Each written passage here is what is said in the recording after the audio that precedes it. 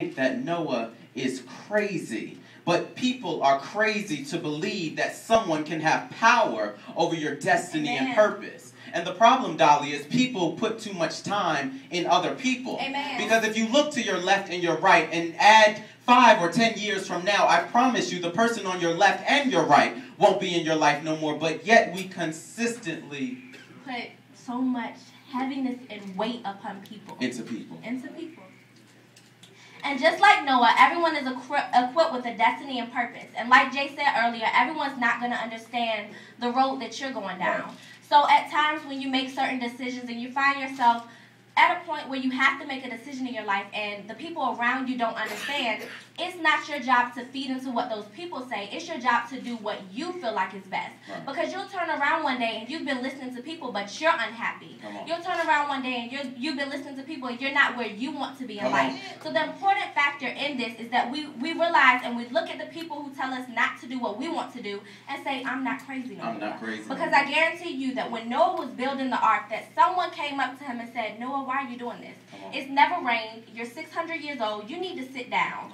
Why are you getting 2 of every animal? What are you doing? Right. And I'm sure he looked and turned around and said, I'm not crazy no more. Right. And so crazy is a term that we use for someone that doesn't have all the puzzles quite together. But the thing about the puzzle is the puzzle refers to and predicates your destiny. This puzzle is something that is not for you to exactly understand. It's something that you have to have a faith principle. And so then a scripture says, for I know the thoughts. God knows the thoughts. You see what I'm saying? And so he knows these thoughts and it's for your expected end. And so you have to keep on pushing and you have to keep on striving. So just like Noah, we have to keep on pushing and keep on striving, because at the end of the day, not everybody's going to like you. At the end of the day, people are going to talk about you, scandalize your name. But when people talk about you, that means you're going somewhere. It's when people don't talk about you that you need to start worrying. So when people talk about you, it's okay, because you're not crazy anymore. Because if we continue through the story,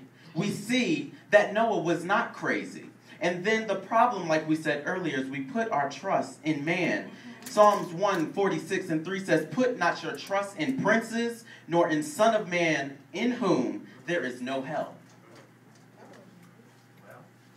And we become crazy when we give people the authority over us. Right. A lot of times I've came to points where I've had to make decisions and I've confided in the people around me and they've looked like, okay, Dylesia, what are you doing? What are you talking about?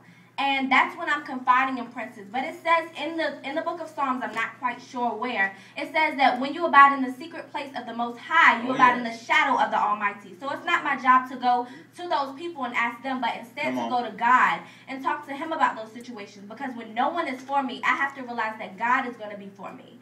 So it's very important that we remember that. And a part of the rest of the story is Noah kept warning the people. He persisted and he consisted to go to the people and say, you know, the flood is coming. You need to get on the ark. Tell your family. You're crazy. The flood is coming. The flood is coming. And so people kept telling him that he was crazy. And the thing that we can correlate to commonality is that we tried to warn people of our destiny. We tried to tell people that we're going to be musicians, that we're going to be doctors, and that we're going to be lawyers. And people look at you and say, you can't do that. There's no way you can go to law school. There's no way you can pass that standardized test. But you have to look at those people that are doubting you and say, I'm not crazy no more, because if God be for me, who can be against me? Not the whole world. So then they're looking crazy, and I'm not crazy no more.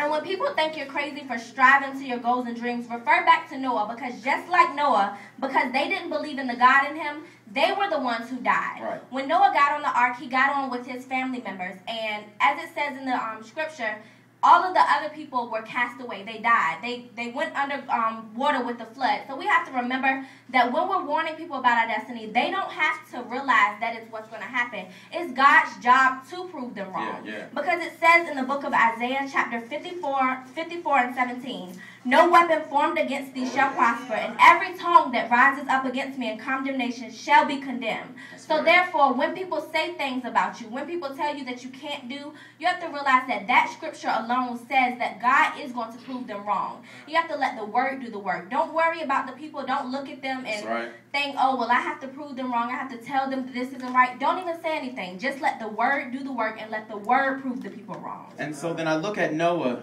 Dolly, and I see a synoptic gospel. I see something that we're used to. I see Psalms 23.